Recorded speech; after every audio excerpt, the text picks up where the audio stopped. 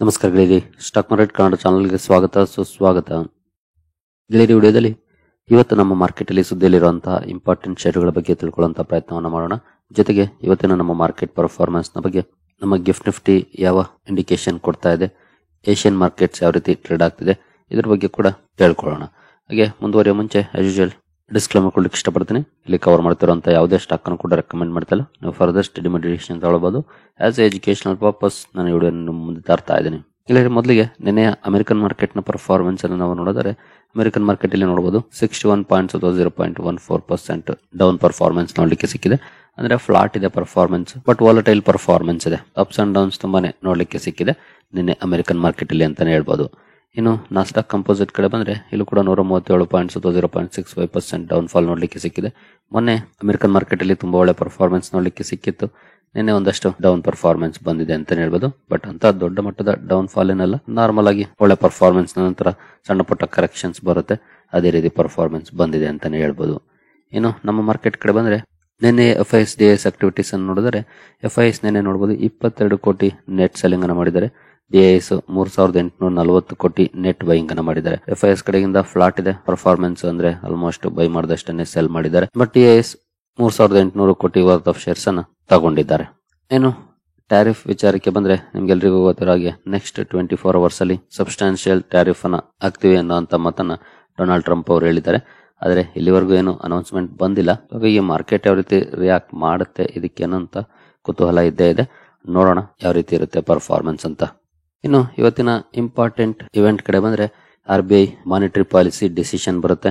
May be 10 ರಿಂದ 11 ಗಂಟೆ in between time ಅಲ್ಲಿ ಅನೌನ್ಸ್ಮೆಂಟ್ ಬರಬಹುದು. ಹಾಗಾಗಿ ವಾಚ್ ಮಾಡ್ಬೇಕಾಗತ್ತೆ ಏನ್ ಡಿಸಿಷನ್ ತಗೊಳುತ್ತೆ ಅಂತ.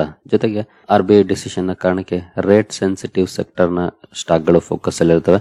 Real estate, auto, banks and NBFCs, consumer discretionary, ಈ ಎಲ್ಲ ಸೆಕ್ಟರ್ ನ ಶೇರುಗಳನ್ನು ಕೂಡ ಅಬ್ಸರ್ವ್ ಮಾಡಬಹುದು. ಈ ಡಿಸಿಷನ್ ನ ಕಾರಣಕ್ಕೆ ಯಾವ ರೀತಿ ಪರ್ಫಾರ್ಮೆನ್ಸ್ ಬರುತ್ತೆ ಅಂತ.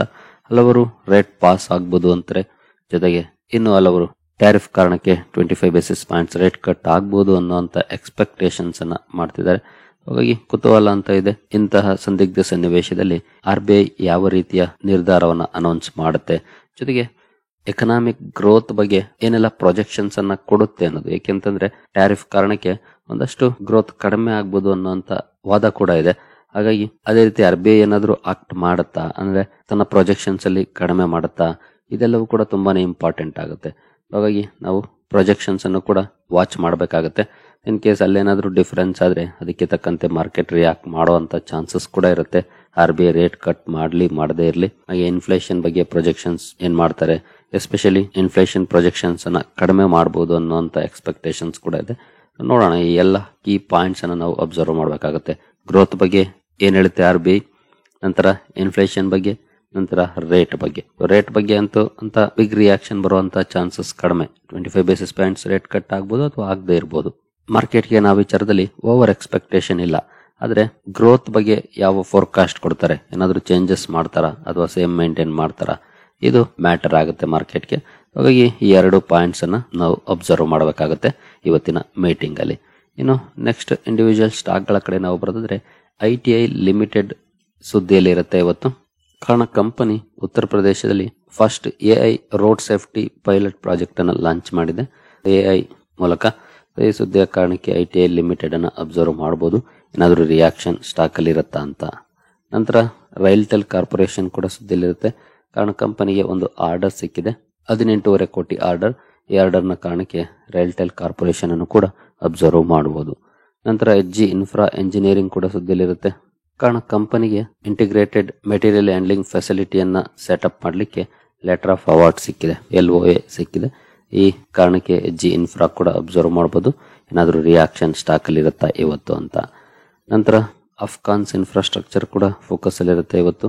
ಕಾರಣ ಕಂಪನಿ ಕಮರ್ಷಿಯಲ್ ಪೇಪರ್ಸ್ ಅನ್ನ ಇಶ್ಯೂ ಮಾಡೋ ಮೂಲಕ 50 ಕೋಟಿ ಫಂಡ್ ರೈಸ್ ಮಾಡುವಂತ ನಿರ್ಧಾರವನ್ನು ಅನೌನ್ಸ್ ಮಾಡಿದೆ. ಈ ಸುದ್ದಿಯ ಕಾರಣಕ್ಕೆ ಅಫ್ಘಾನ್ಸ್ ಇನ್ಫ್ರಾಸ್ಟ್ರಕ್ಚರ್ ಅನ್ನು ಕೂಡ ಅಬ್ಸರ್ವ್ ಮಾಡಬಹುದು, ಯಾವ ರೀತಿ ರಿಯಾಕ್ಷನ್ ಈ ಸುದ್ದಿಯ ಕಾರಣಕ್ಕೆ ಬರುತ್ತೆ ಸ್ಟಾಕ್ ಅಲ್ಲಿ ಇವತ್ತು ಅಂತ.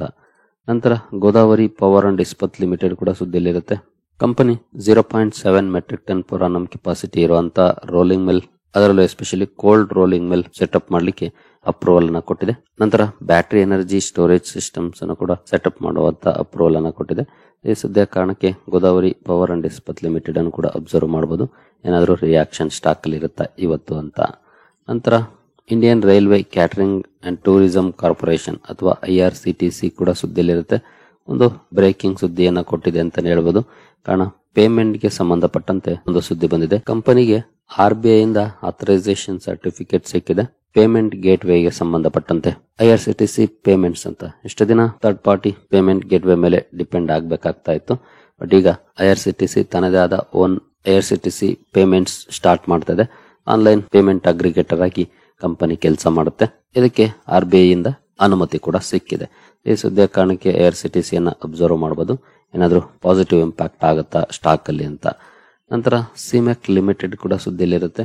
ಕಾರಣ ಕಂಪನಿ ಈ ಹಿಂದೆ ಅಂದ್ರೆ 2023ರಲ್ಲಿ HAL ಜೊತೆ ಒಂದು MOU ಮಾಡ್ಕೊಂಡಿತ್ತು. ಕೆಲವೊಂದು ಸಪ್ಲೈಗೆ ಸಂಬಂಧಪಟ್ಟಂತೆ, ಪ್ರಾಡಕ್ಟ್ ಸಪ್ಲೈಗೆ ಸಂಬಂಧಪಟ್ಟಂತೆ. ಈಗ HAL ಆ MOU ನ ಟರ್ಮಿನೇಟ್ ಮಾಡಿದೆ, ಅಂದ್ರೆ ಕ್ಯಾನ್ಸಲ್ ಮಾಡಿದೆ. ಈ ಸುದ್ದಿಯ ಕಾರಣಕ್ಕೆ ಸಿಮೆಕ್ ಅನ್ನು ಕೂಡ ಅಬ್ಸರ್ವ್ ಮಾಡಬಹುದು. ಏನಾದ್ರೂ ರಿಯಾಕ್ಷನ್ ಬರುತ್ತಾ ಅಂತ. ನಂತರ ಫೋರ್ಸ್ ಮೋಟಾರ್ಸ್ ಸುದ್ದಿಯಲ್ಲಿರುತ್ತೆ. ಕಾರಣ company monthly sales data release ಮಾಡಿದೆ.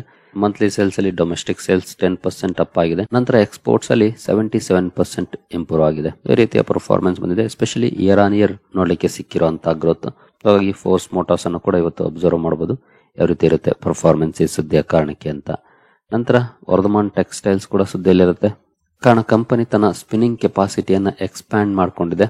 18,000 ಸ್ಪಿಂಡಲ್ಸ್ ಅನ್ನು ತಲುಪಿದೆ. ಈ ಸ್ಪಿನ್ನಿಂಗ್ ಕೆಪಾಸಿಟಿ ಎಕ್ಸ್ಪಾನ್ಷನ್ ಕಾರಣಕ್ಕೆ ವರ್ಧಮಾನ್ ಟೆಕ್ಸ್ಟೈಲ್ ಕೂಡ ಸುದ್ದಿಯಲ್ಲಿರುತ್ತೆ. ಇದನ್ನು ಕೂಡ ಅಬ್ಸರ್ವ್ ಮಾಡಬಹುದು. ನಂತರ ರಾಜು ಎಂಜಿನಿಯರ್ಸ್ ಕೂಡ ಸುದ್ದಿಯಲ್ಲಿರುತ್ತೆ.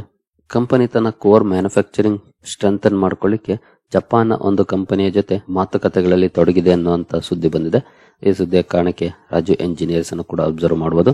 ಬಟ್ ಇನ್ನು ಅಫಿಷಿಯಲ್ ಆಗಿ ಅನೌನ್ಸ್ಮೆಂಟ್ ಬಂದಿಲ್ಲ. ಮಾತುಕತೆಗಳಲ್ಲಿ ತೊಡಗಿದೆ ಅನ್ನುವಂತ ಸುದ್ದಿಗಳಿದೆ. ಹಾಗಾಗಿ ಅಬ್ಸರ್ವ್ ಮಾಡಬಹುದು. ಇದನ್ನು ಕೂಡ ಇವತ್ತು ಏನಾದ್ರೂ ರಿಯಾಕ್ಷನ್ ಬರುತ್ತಾ ಅಂತ. ನಂತರ ಇಂಡೋಟೆಕ್ ಟ್ರಾನ್ಸ್ಫಾರ್ಮರ್ಸ್ ಲಿಮಿಟೆಡ್ ಕೂಡ ಸುದ್ದಿಯಲ್ಲಿರುತ್ತೆ. ಕಾರಣ ಕಂಪನಿಗೆ ನಿಯರ್ಲಿ 63 ಕೋಟಿ ಆರ್ಡರ್ ಸಿಕ್ಕಿದೆ.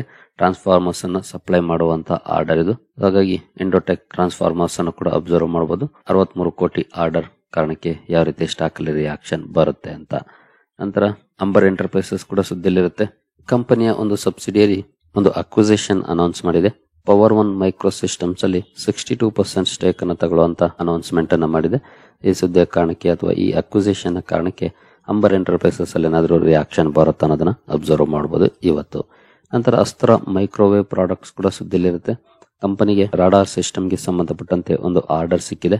135 ಕೋಟಿ ಆರ್ಡರ್, ಜೊತೆಗೆ DRDO ದಿಂದ ಸಿಕ್ಕಿರುವಂತ ಆರ್ಡರ್ ಇದು. ಹಾಗಾಗಿ ಅಸ್ತ್ರ ಮೈಕ್ರೋವೇವ್ ಪ್ರಾಡಕ್ಟ್ಸ್ ಅನ್ನು ಕೂಡ ಅಬ್ಸರ್ವ್ ಮಾಡಬಹುದು. ಯಾವ ರೀತಿ ಪರ್ಫಾರ್ಮೆನ್ಸ್ ಇವತ್ತು ನೋಡ್ಲಿಕ್ಕೆ ಸಿಗುತ್ತೆ ಈ ಸುದ್ದಿಯ ಕಾರಣಕ್ಕೆ ಅಂತ. ನಂತರ ಒಮ್ಯಾಕ್ಸೆ ಲಿಮಿಟೆಡ್ ಕೂಡ ಸುದ್ದಿಯಲ್ಲಿರುತ್ತೆ. ಒಂದು ರಿಯಲ್ ಎಸ್ಟೇಟ್ ಕಂಪನಿ ಇದು. ಕಾರಣ ಕಂಪನಿಯ ಚಂಡೀಗಢದ ಒಂದು ಪ್ರಾಜೆಕ್ಟ್ ರೇರಾ ಅಪ್ರೂವಲ್ ಸಿಕ್ಕಿದೆ. ಈ ಅಪ್ರೂವಲ್ ನ ಕಾರಣಕ್ಕೆ ಒಮ್ಯಾಕ್ಸೆ ಲಿಮಿಟೆಡ್ ಅನ್ನು ಕೂಡ ಅಬ್ಸರ್ವ್ ಮಾಡಬಹುದು. ಏನಾದರೂ ರಿಯಾಕ್ಷನ್ ಇರುತ್ತಾ ಸ್ಟಾಕ್ ಅಲ್ಲಿ ಇವತ್ತು ಅಂತ. ನಂತರ ರಿಸಲ್ಟ್ಸ್ ಕಡೆ ಬಂದ್ರೆ ಇವತ್ತು ಕೂಡ ಹಲವಾರು ಕಂಪನಿಗಳ ರಿಸಲ್ಟ್ಸ್ ಇದೆ. 7NR ಇದೆ, ಅಲೋಫ್ಲೋರ್, ಆಂಧ್ರ ಪೆಟ್, ಬಜಾಜ್ ಆಟೋದ ರಿಸಲ್ಟ್ ಇದೆ, ಬಜಾಜ್ ಹೋಲ್ಡಿಂಗ್ ಇದೆ, ಬಲ್ಮಾರ್ ಲಾರಿ ಇದೆ, ಬೇರ್ ಕ್ರಾಪ್ ಸೈನ್ಸ್ ಇದೆ, ಭಾರತ್ ಫೋರ್ಜ್ ನ ರಿಸಲ್ಟ್ ಇದೆ, BHEL ರಿಸಲ್ಟ್ ಇದೆ, ಸೆರಾ ಸ್ಯಾನಿಟರಿ ವೇರ್, ಡೇಟಾ ಮ್ಯಾಟಿಕ್ಸ್ ಇದೆ, ಡಿವಿಸ್ ಲ್ಯಾಬ್ಸ್ ಇದೆ. ಹೀಗೆ ಸಾಕಷ್ಟು ಕಂಪನಿಗಳ ರಿಸಲ್ಟ್ ಇದೆ. ನೋಡ್ತಾ ಹೋಗ್ಬೋದು ಎಷ್ಟು ದೊಡ್ಡ ಲಿಸ್ಟ್ ಇದೆ ಅಂತ. 6th ಆಗಸ್ಟ್ ಇವುಗಳನ್ನು ಕೂಡ ಅಬ್ಸರ್ವ್ ಮಾಡಬಹುದು. ಉಡ್ಕೋ ಇದೆ ನೋಡಬಹುದು, ಇರ್ಕಾನ್ ಇಂಟರ್ನ್ಯಾಷನಲ್ ಇದೆ, ನಂತರ PFC ಕೂಡ ಇದೆ. ಇವತ್ತು ಪಿಡಿಲೈಟ್ ಇಂಡಸ್ಟ್ರೀಸ್ ನ ರಿಸಲ್ಟ್ ಇದೆ. ಜೊತೆಗೆ ಕಂಪನಿ ಬೋನಸ್ ಬಗ್ಗೆ ಕೂಡ ಡಿಸಿಷನ್ ತಗೊಳ್ಳಿಕ್ಕೆ ಹೊರಟಿದೆ ಇವತ್ತು. ಹಾಗಾಗಿ ಪಿಡಿಲೈಟ್ ಇಂಡಸ್ಟ್ರೀಸ್ ಅನ್ನು ಕೂಡ ಅಬ್ಸರ್ವ್ ಮಾಡಬಹುದು. ಏನಾದರೂ ಡ್ಯೂರಿಂಗ್ ದ ಮಾರ್ಕೆಟ್ ಅಪ್ಡೇಟ್ ಬಂದ್ರೆ ಇಮಿಡಿಯೇಟ್ಲಿ ರಿಯಾಕ್ಷನ್ ಕೂಡ ನೋಡ್ಲಿಕ್ಕೆ ಸಿಗಬಹುದು. ಇನ್ನು PVR ಐನಾಕ್ಸ್ ನ ರಿಸಲ್ಟ್ ಕೂಡ ಇದೆ, ಪ್ರಿನ್ಸ್ ಪೈಪ್ಸ್ ಇದೆ, ರೇಮಂಡ್ ಇದೆ, ರೈಟ್ಸ್ ನ ರಿಸಲ್ಟ್ ಕೂಡ ಇದೆ ಇವತ್ತು. ಈ ಎಲ್ಲ ಕಂಪನಿಗಳನ್ನು ಕೂಡ ಅಬ್ಸರ್ವ್ ಮಾಡಬಹುದು ಯಾವ ರೀತಿ ಇರುತ್ತೆ ಪರ್ಫಾರ್ಮೆನ್ಸ್ ಅಂತ. ನಂತರ ಇನ್ನು ಪ್ರೈಮರಿ ಮಾರ್ಕೆಟ್ ಕಡೆ ಬಂದ್ರೆ NSDL IPO ದ ಲಿಸ್ಟಿಂಗ್ ಇದೆ ಇವತ್ತು. ಗ್ರೇ ಮಾರ್ಕೆಟ್ ಪ್ರೀಮಿಯಂ ನೋಡಬಹುದು. ಆಸ್ ಆಫ್ ನೌ 15.62% ಇದೆ. ಅಂದ್ರೆ ಅರೌಂಡ್ 16% ಪ್ರೀಮಿಯಂ ನೋಡ್ಲಿಕ್ಕೆ ಕಾಣ್ತಾ ಇದೆ ಗ್ರೇ ಮಾರ್ಕೆಟ್ ಅಲ್ಲಿ. ನೋಡೋಣ ಎಷ್ಟಕ್ಕೆ ಲಿಸ್ಟ್ ಆಗುತ್ತೆ ಅಂತ ಇವತ್ತು. ಇನ್ನು M&V ಇಂಜಿನಿಯರಿಂಗ್ ನ ಲಿಸ್ಟಿಂಗ್ ಕೂಡ ಇದೆ ಇವತ್ತು. 13% ಪ್ರೀಮಿಯಂ ನೋಡ್ಲಿಕ್ಕೆ ಕಾಣ್ತಾ ಇದೆ ಆಸ್ ಆಫ್ ನೌ. ನೋಡೋಣ ಇದು ಕೂಡ ಎಷ್ಟಕ್ಕೆ ಲಿಸ್ಟ್ ಆಗಬಹುದು ಅಂತ. ಇನ್ನು ಗಿಫ್ಟ್ ನಿಫ್ಟಿ ಕಡೆ ಬಂದ್ರೆ ಗಿಫ್ಟ್ ನಿಫ್ಟಿಯಲ್ಲಿ as of now 49.0.2% down fall ನೋಡ್ಲಿಕ್ಕೆ ಕಾಣ್ತಾ ಇದೆ. ಹಾಗೆ ಏಷ್ಯನ್ ಮಾರ್ಕೆಟ್ ಎಲ್ಲ ಕೂಡ ಸ್ವಲ್ಪ ಟ್ರೆಂಡ್ ನೆಗೆಟಿವ್ ಇದೆ. ಜಕಾರ್ತಾ ಕಾಂಪೋಸಿಟ್ ಹಾಗೂ ನಿಕೈ ಮಾತ್ರ ಪಾಸಿಟಿವ್ ಅಲ್ಲಿ ಟ್ರೇಡ್ ಆಗ್ತಿದೆ. ಇನ್ನೆಲ್ಲ ಮಾರ್ಕೆಟ್ಸ್ ಸ್ವಲ್ಪ ನೆಗೆಟಿವ್ ಅಲ್ಲೇ ಟ್ರೇಡ್ ಆಗ್ತಿದೆ. ಸ್ವಲ್ಪ ಟ್ರೆಂಡ್ ನೆಗೆಟಿವ್ ಇದೆ ಅಂತಾನೆ ಹೇಳ್ಬೋದು. ಹಾಗೆ ಡೌ ಜೋನ್ಸ್ ಫ್ಯೂಚರ್ಸ್ ಗೆ ಬಂದ್ರೆ ಇಲ್ಲಿ ಸ್ವಲ್ಪ ಪಾಸಿಟಿವ್ ಪರ್ಫಾರ್ಮೆನ್ಸ್ ಇದೆ.